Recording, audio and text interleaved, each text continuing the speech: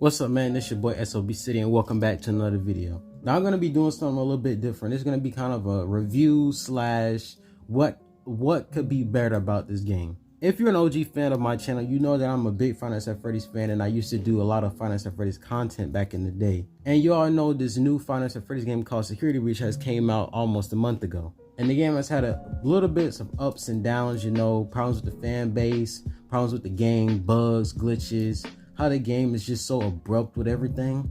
Apparently this game is the lowest rated Fnaf Freddys game on Steam. I don't know, I just heard that going around. But personally, for me, for what the game is, I absolutely loved it.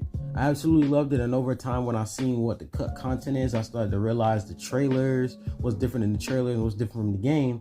And I started to realize this game had so much more. And I decided to try to see what was wrong with it and what could have been better about it. This video is pretty much going to be about how I would have made Fnaf Freddys Security Breach better. So first off, we're going to get into the detail that's the most important, the cut content. Now this game has been in development for what, like 2-3 years maybe. Now I can see where some of the problem came from. Now Stillwool is a newer gamer company, you know. They're just a company that just started up like what, maybe 5 years ago, something like that. And Fnaf Freddys VR was the first big game before Fnaf Freddys Security Breach, apparently. So they do have a lot of co-workers that work with other gaming companies, but this is a very smaller company, you know, it's an indie company. They did the best they could. And you can tell it's an indie game with all the bugs, and they're not really well with making invisible walls because there's just some stuff you can just jump over and like just glitch the game and like skip through the whole game and stuff. That's just how it is. But if you play the game without trying to glitch through it or anything, the game is actually a pretty fun experience. I'm not gonna lie, it's a pretty good experience, you know. But there was just so much in this game that you can tell was cut out, like how it just skips from this, how some dialogue don't seem to go together, how it just skips through. And you can tell from the trailer, like you have this scene here, this scene here, this scene here, this one there, and you never see it throughout the game. In particular, this scene right here was in my head the whole time when this trailer dropped. I'm like, oh, I can't wait to see this scene right here. And I play the game, I don't see it at all. I'm thinking, okay, maybe it's in one of the different endings. I get all the endings and this scene just doesn't pop up. And I don't know why, but this scene in particular was just had me so excited. I don't know why this scene was like the most anticipated scene for me in this game. And it's kind of a bit disappointing after doing everything, almost everything in the game, and this part just never showed up. And then not only that, you hear certain dialogue in the game. You hear Monty or whoever this character is screaming, "You're gonna bring me what I want." You will do as I say. You will bring me what I want. And if you fail me, then you will.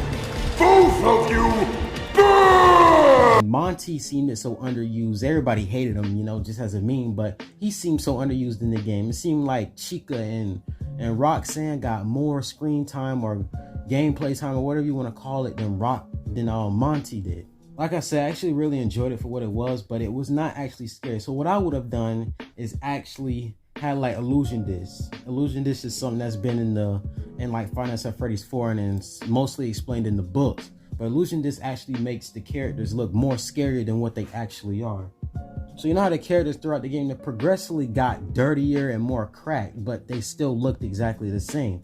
I was thinking maybe throughout the game, instead of getting more dirtier and cracked, they got more creepy, more nightmarish animatronic looking with these illusion discs, you know. Imagine a nightmare Roxanne, a nightmare Chica, well, nightmare Glam Rock Chica, and a nightmare Monty. That would look so cool. And it's not like it's out of line because like I said, they've done that in Fnaf Freddys 4. If you didn't know, the nightmare animatronics in FNAF 4 are actually illusions. Like they're real animatronics, but their nightmare sharp teeth are just illusion over that what they actually are. And I think that would have been way better. I feel like the jump scares were a bit just like I feel like the jump scares could have been way better. They're pretty much just what the jump scares are in the previous game, but in 3D. Like I've seen so many fan jump scares all over the internet that was just more high quality. I don't want to say what Stillwood did is bad. I love what they did, but I just feel like it could have been better.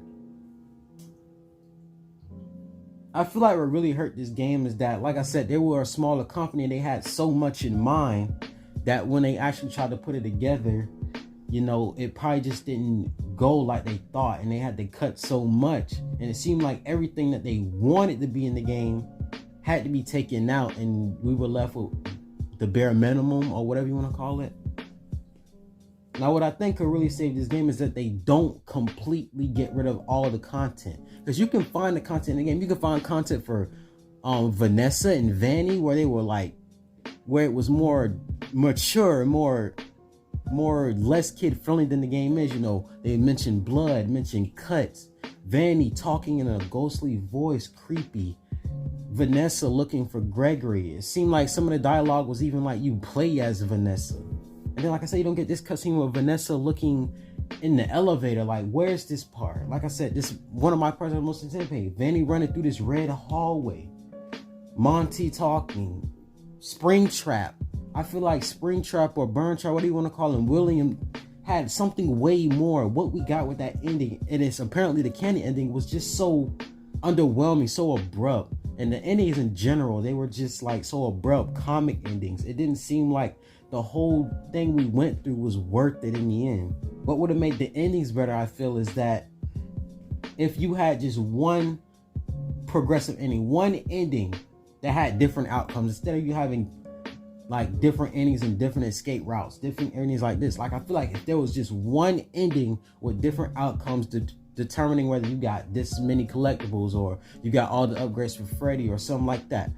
I feel like if you just did that and it had a different outcome every time you did the same ending, instead of having a completely separate different ending, because you got the Springtrap ending, which is canon, and you got the other ending with Vanny, and you free her from Vanny with the game, and like that's such a pivotal thing from AR, but it's not even canon. So it's like, what's the point? Was there even a point to even do that? You know, like I said, I really love this game for what it is, but when you think about how much stuff was cut, what it could have been, it's like, it makes you feel like this game is just so underwhelming.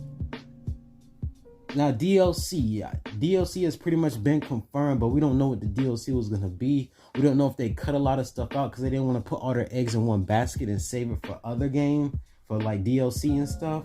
But in particular, Daco, if y'all know the YouTuber Daco, he's a very big FNAF channel. He made a really cool concept for a prequel DLC with Glamrock Bonnie, and you play as a different kid, and it had a bad ending, and there's more Vanny, more Vanessa. Use a lot of the cut content. That could be amazing. As I see her think about it, I'm like, man, I really hope they go that route. And then have another DLC for what happens after the Springtrap ending, or sequel DLC, you know? I'm really excited for what this game is gonna have in the future, but a little bit disappointed for what we got.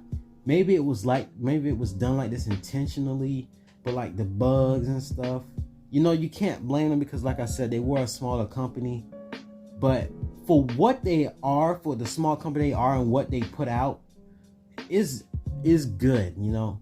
This isn't like this is Activision putting out a game like this. No, that would have been terrible. But for what this gaming company is, they did an absolutely fantastic job.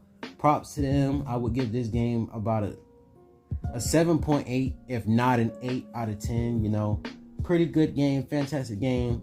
And I'm a really big FNAF fan, and people are going to say I'm a new fan for saying this, but this is actually personally my favorite FNAF game. Because like, it's just so big, you know. It's, you look at it and you like sit there and like think about like, this is a FNAF game with all the bugs, with all the issues. Still, this is a FNAF game. This is what FNAF has generated into, you know. And I'm really excited to see what's going to happen next. I'm hoping for big things with this, you know. I hope they did everything they wanted to do, you know what I'm saying? But yeah, I'm gonna go ahead and go. Hope y'all like my opinion about this game. Hope y'all agree with some of the changes I would have did. But yeah, I'm gonna go ahead and go. Peace. And yeah, I'm gonna try to get back on this YouTube grind. This isn't my usual content, but if you just like my personality in general, go ahead and subscribe. But yeah, I'm gonna go ahead and go. Peace.